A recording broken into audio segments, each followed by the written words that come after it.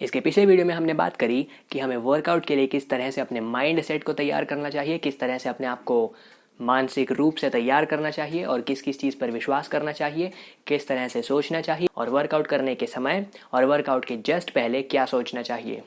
क्या ऐसी चीज़ें हैं जिन्हें सोचने से हम कई महीनों तक अनुशासन और मकसद के साथ में अपनी पूरी जान लगाकर ट्रेनिंग कर सकते हैं। इस वाली वीडियो में हम इस चीज़ पर बात करेंगे कि किस तरह से हमें अपने आप को ट्रेनिंग के लिए तैयार करना चाहिए शारीरिक रूप से, मतलब फिजिकली।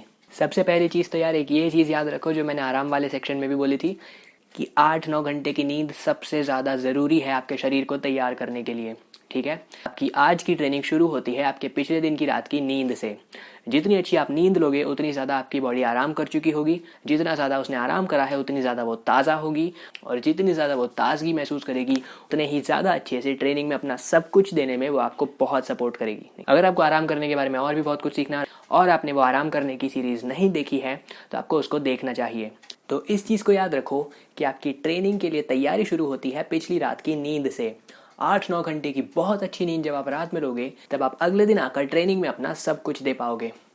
और ट्रेनिंग में अपना बेस्ट देने के लिए आपको बहुत अच्छी नींद चाहिए ही चाहिए। और जिस भी तरह से आपको रेस्ट वाले पार्ट में सिखाया गया था कि आप जागते हुए आराम कैसे कर सकते हैं, किस तरह से आपको सबसे ज़्यादा अच्छे से सोना चाहिए, आपको उन चीज़ों का पालन करना चाहिए, उन बातों का पालन करना चाहिए जो कि वहाँ पर सिखाई गई थी। दूसरी चीज़, आपको अपने दिन की शुरुआत सकारात्मकता से करनी चाहिए, मतलब पॉजिटिविटी से करनी चाहिए, क्योंकि जैसी हमारी शुरुआत होगी उस चीज़ का बहुत बड़ा असर होगा हमारे दिन भर के कामों पर, हमारी ट्रेनिंग पर और जो भी चीज़ें हम करते हैं उन पर।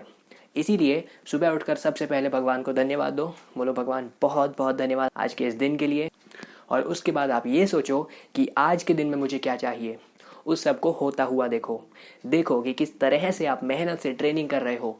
ट्रेनिंग के बाद जब आप ग्राउंड से बाहर निकल रहे हो तो आपके दिमाग में ये चल रहा है कि यार आज बहुत ज़्यादा अच्छी ट्रेनिंग करी, कल भी आना है और इतनी ही अच्छी ट्रेनिंग करना है। और इस तरह से अपने दिन की सभी चीज़ों को होता हुआ देखो, प्रार्थना करो, हर चीज़ के लिए भगवान को शुक्रिया करो और उसके बाद अपने दिन की शुरुआत करो।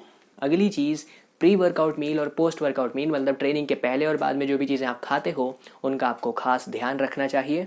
खाने वाली वीडियोस में जिस तरह से मैंने बताया था कि आपको उनको लेना चाहिए, उस चीज़ को आपकी कॉपी में पेजेस पलट कर देख लो, जैसा वहाँ पर लिखा है बिल्कुल उसी तरह से अपनी वर्कआउट की पहले और बाद वाली मील को ज़रूर लो।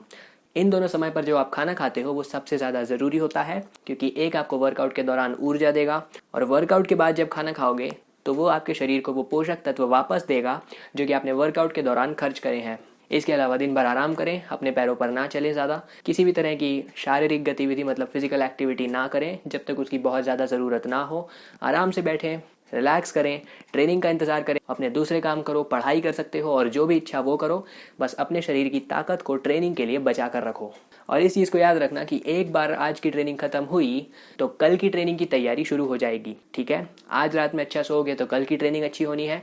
आज आप ट्रेनिंग के बाद अच्छे से खाना खाओगे तो कल की ट्रेनिंग अच्छी होनी है, क्योंकि जो ट्रेनिंग में आज आप खर्च करोगे वो आप अपने शरीर को उस खाने से वापस पहुँचाओगे।